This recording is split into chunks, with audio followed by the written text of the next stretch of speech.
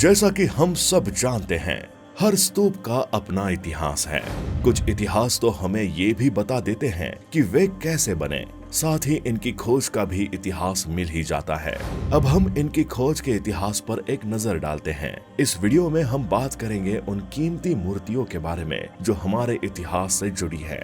Video शुरू करने से पहले अगर आप हमारे channel the knowledge of history पर पहली बार आए हैं तो चैनल को सब्सक्राइब जरूर कर लीजिए। चलिए वीडियो को शुरू करते हैं। तो welcome back to the knowledge of history channel and this channel and all scripts are own by Hitesh Giri Gosai. बात है साल 1796 की, जब एक स्थानीय राजा जो मंदिर बनाना चाहते थे, अचानक उन्हें अमरावती के स्तूप के अवशेष मिल गए। उन्होंने उनके पत्थरों का ही इस्तेमाल करने का फैसला किया। उन्होंने ऐसा अंदाजा लगाया कि इस छोटी सी पहाड़ी में जरूर कोई खजाना छुपा हुआ है। कुछ वर्षों बाद कॉल इन मैकेंजी नामक एक अंग्रेज अधिकारी इस इलाके से गुजरे। उन्हें कई मूर्तियां मिली जिनका उन्होंने विस्तार में लिखा, लेकिन उनकी रिपोर्ट कभी नहीं छपी। 1854 में कमिश्नर ने अमरावती की कई मूर्तियां और अद्भुत पत्थर जमा किए, जिनको वो मद्रास ले गए। इन्हें इनके नाम पर एलियट संगमरमर के नाम से जाना जाता है। उन्होंने पश्चिमी तोरण द्वार को भी खोज निकाला और इस फैसले पर पहुंचे कि अमरावती का स्तूप बौद्धों का सबसे विशाल और शानदार स्तूप था। साल 1850 में अमरावती के उत्कीर्ण पत्थर अलग अलग जगहों पर ले जाए जा रहे थे। तभी कुछ पत्थर लंदन तक पहुंच गए। कई अंग्रेज अधिकारियों के बागों में अमरावती की मूर्तियों का मिलना कोई साधारण बात नहीं थी।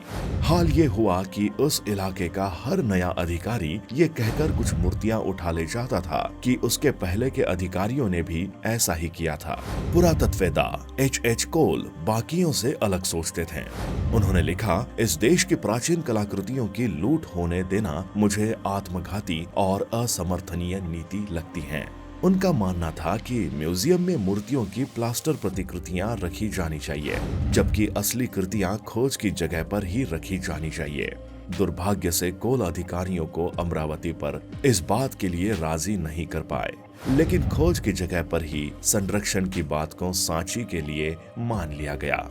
सांची क्यों बच गया जबकि अमरावती नष्ट हो गया? शायद कारण ये था कि अमरावती की खोज थोड़ी पहले हो गई थी।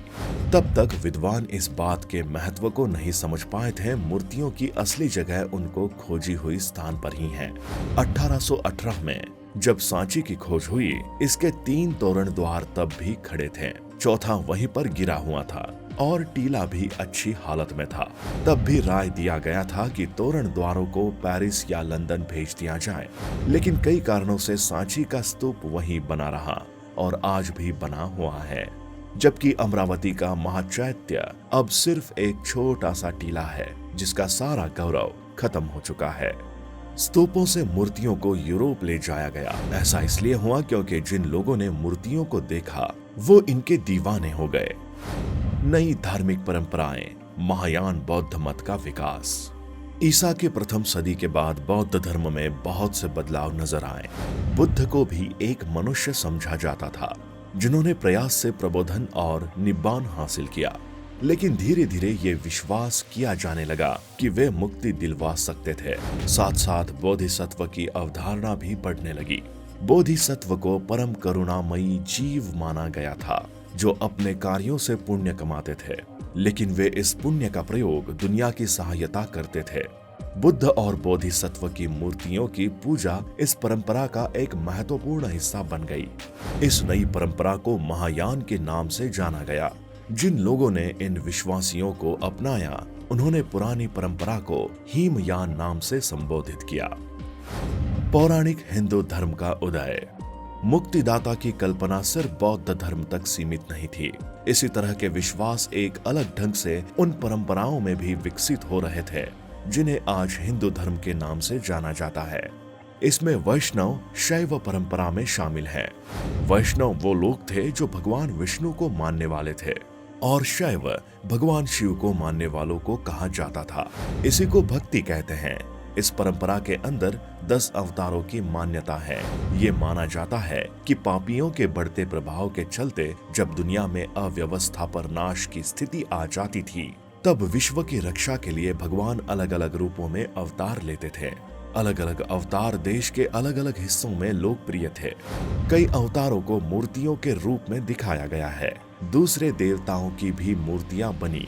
भगवान शिव को उनके प्रतीक लिंग के रूप में बनाया जाता था, लेकिन उन्हें कई बार मनुष्य के रूप में भी दिखाया गया है। ये सारे चित्रण देवताओं से जुड़ी हुई मिश्रित अवधारणा पर आधारित थे। इन मूर्तियों के अंकन का मतलब समझने के लिए इतिहासकारों को इनसे जुड़ी कई कहानियों से परिचित होना पड़ा। कई कहानियां पुराण में पाई जाती हैं। इनमें बहुत से किस्से ऐसे हैं जो सैकड़ों वर्ष पहले रचने के बाद सुने सुनाए जाते रहे थे।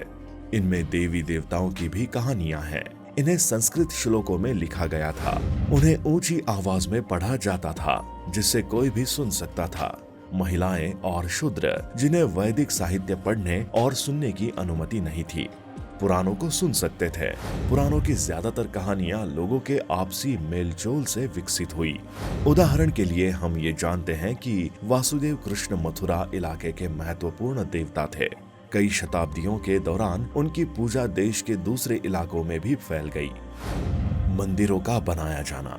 जिस समय सांची जैसी जगहों पर स्तूप अपने विकसित रूप में आ गए थे, उसी समय देवी देवताओं की मूर्तियों को रखने के लिए सबसे पहले मंदिर भी बनाए गए। शुरू के मंदिर एक चौकोर कमरे के रूप में थे, जिन्हें गर्भगृह कहा जाता था। इनमें एक दरवाजा होता था, जिससे पुजार्थी मूर्ति की पूजा करने के लिए अंदर आ जा सकता था। धीरे धीरे गर्भगृह के ऊपर एक ऊंचा ढांचा बनाया जाने लगा, जिसे शिखर कहा जाता था। मंदिरों की दीवारों पर अक्सर कई तरह के चित्र बना दिए जाते थे। बाद के युगों में मंदिरों के बनाने का काफी विकास हुआ। शुरू के मंदिरों की एक खास बात ये थी कि इनमें से कुछ पहाड़ियों को काटकर खोखला करके गुफाओं के रूप में बनाए गए थे। गुफाएं बनाने की परंपरा काफी पुरानी थी। सबसे प्राचीन गुफाएं ईसा पूर्व 3री सदी में अशोक के आदेश से आजीविक संप्रदाय के संतों के लिए बनाई गई थी। ये परंपरा अलग अलग चरणों में विकसित होती रहे। इसका सबसे विकसित रूप हमें 8वीं सदी के कैलाशनाथ मंदिर के रूप में नजर आता है, जिसमें पूरी पहाड़ी काटकर उसे मंदिर का रूप दे दिया गया था। एक ताम्रपत्र अभिलेख अलोर के प्रमुख तक्षक द्वारा इसका निर्माण समाप्त करने के बाद उसके आश्चर्य को व्यक्त करता है कि हे भगवान, ये मैंने कैसे बनाया।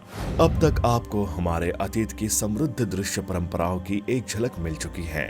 ये परंपराएं ईंट और पत्थर से निर्मित स्थापत्य कला, मूर्ति कला और चित्रकला के रूप में हमारे सामने आई हैं। हमने पाया कि समय के भाव में बहुत कुछ खत्म हो गया, लेकिन जो बचा और संरक्षित है वो हमें इन भव्य कलाकृतियों के निर्माताओं, कलाकारों और मूर्तिकारों, राजगिरों और वास्तुकारों की दृष्टि से परिचित कराता है। लेकिन क्या हम उनके संदेश को बिना परेशानी के समझ सकते हैं? यूरोप के विद्वानों ने 19वीं सदी में जब देवी देवताओं की मूर्तियां देखी, उनकी पृष्ठभूमि और महत्व को नहीं समझ पाए। कई सिरों, हाथों वाली या मनुष्य और जानवर के रूपों को मिलाकर बनाई गई मूर्तियां उन्हें अजीब लगती थीं और कई बार वे घृणा से भर जाते थे। शुरू के विद्वानों ने ऐसी अजीबोगरीब मूर्तियों की समझ बनाने के लिए उनकी तुलना एक ऐसी परंपरा से की जिससे वे परिचित थे। ये थी प्राचीन यूनान की कला परंपरा। हालांकि वे प्रारंभिक भारतीय मूर्तिकला को यूनान की कला से निम्न स्तर का मानते थे। बुद्ध और बोधिसत्व की मूर्तियों की खुद से काफी उत्साहित हुए। ऐसा इसलिए हुआ क्योंकि ये मूर्तियां यूनानी प्रतिमाओं से प्रभावित थे। ये मूर्तियां यूनानी मूर्तियों से काफी मिलती जुलती थी, इसलिए उन्होंने इन्हें भारतीय मूर्तिकला का सर्वश्रेष्ठ नमूना माना। इन विद्वानों ने इस कला को समझने के लिए एक तरीका अपनाया जो हम सब अक्सर अपनाते हैं। परिचित चीजों के आधार पर अपरिचित चीजों को समझने का पैमाना तैयार करना। किसी मूर्ति का महत्व और संदर्भ समझने के लिए कला के इतिहासकार अक्सर लिखित ग्रंथों से जानकारी इकट्ठा करते हैं। भारतीय मूर्तियों की यूनानी मूर्तियों से तुलना कर निष्कर्ष निकालने की अपेक्षा ये निश्चित ही ज्यादा बेहतर तरीका है, लेकिन ये बहुत आसान नहीं है। इसका सबसे दिलचस्प उदाहरण है महाबलीपुरम में एक विशाल चट्टान पर उत्कीर्ण मूर्तियां। तो दोस्तों, आज के वीडियो में बस इतना ही। आपको वीडियो कैसी लगी हमें कमेंट में जरूर बताएं। वीडियो पसंद आई हो तो वीडियो को लाइक करें और ज्यादा से ज्यादा शेयर करें और हमारे channel the knowledge of history को सब्सक्राइब कर ले। Meet you in another video, till that good bye.